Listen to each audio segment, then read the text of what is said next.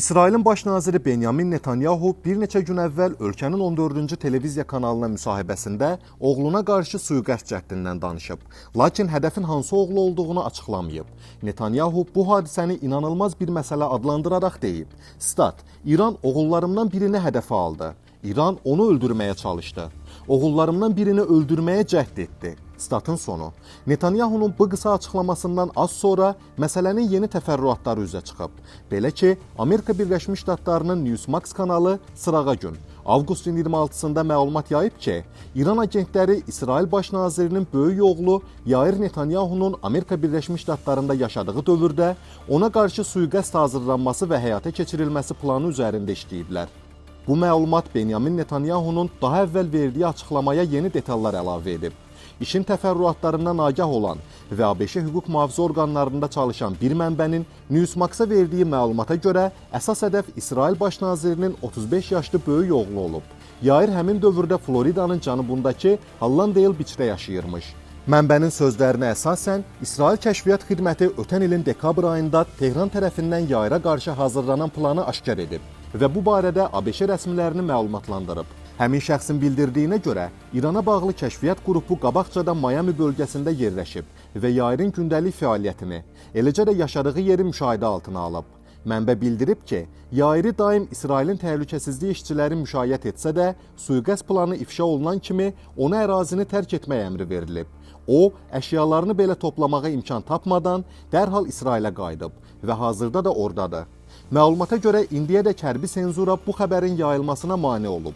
Bundan belə İsrailin 12-ci kanalı təsdiqləyib ki, bir neçə media qurumu Yairə qarşı sui-qəsd planından aylar əvvəl xəbərdar olub. Netanyahunun Yair və Avner adlı iki oğlu var.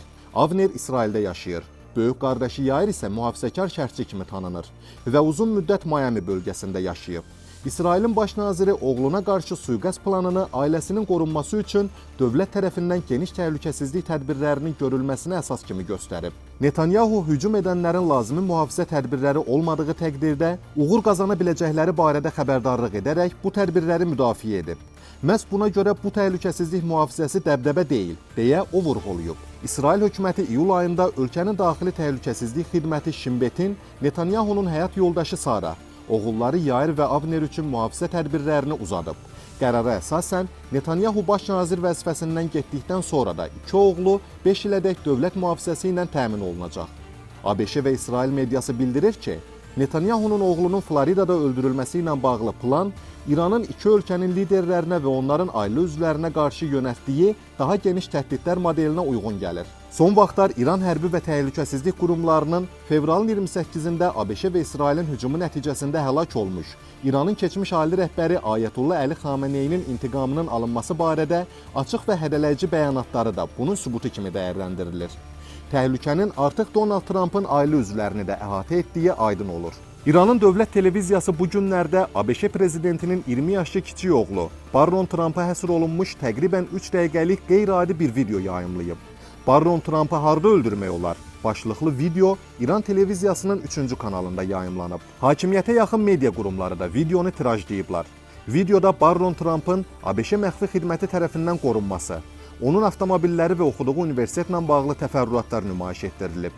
Bu məlumatların təhlükəsizlik bariyerlərini aşaraq ABŞ prezidentinin oğlu ilə yaxınlaşmağa müvəffəq olan bir qızdan alındığı bildirilib. Həmçinin Barron Trumpın hərəkətlərinin izlənildiyi və öldürülməsi üçün 10 milyon dollarlıq mükafat təyin edildiyi iddia olunub. Videonun sonunda Barron Trump bizi gözlə çağırışı səslənib. ABŞ məxfi xidməti avqustun 25-də videodan xəbərdar olduğunu təsdiqləyib və mühafizəsi altında olan şəxslərə qarşı təhdidləri araşdırdığını bildirib. Lakin konkret təhlükəsizlik tədbirləri barədə ətraflı məlumat verməyib. İran mediası, konkret olaraq Sepaha bağlı təsnim agentliyi, bundan əvvəl ABŞ prezidentinin həyat yoldaşı Melania Trumpa qarşı da təhdid xarakterli materiallar yayımlayıb. Həmçinin Sepahla əlaqəli bir İraq vətəndaşının ABŞ prezidentinin qızı Ivanka Trumpa sui-qəsd etmək planı ifşa olunub. Təqribən bir ay öncə Tehranın Fələstin meydanında üzərində qana qan şüarı olan böyük divar rəsmi nümayiş etdirilib. Orada Donald Trumpın özü ilə yanaşı həyat yoldaşı və övladlarının, eləcə də Benyamin və Sara Netanyahuların şəkilləri əks olunub. Bundan əlavə Tramp iyulun 8-də Türkiyənin paytaxtı Ankarada NATO samitini tərk etməyə hazırlaşarkən ABŞ təhlükəsizlik orqanları İran tərəfindən onun təyyarəsinə qarşı mümkün təhdid barədə məlumat əldə ediblər. CBC News daha sonra bildirib ki, ABŞ və Türkiyə kəşfiyyat xidmətləri Ankaradan havaya qalxarkən Trumpın təyyarəsinə raket atılması planı ilə bağlı mötəbər məlumata malik olublar.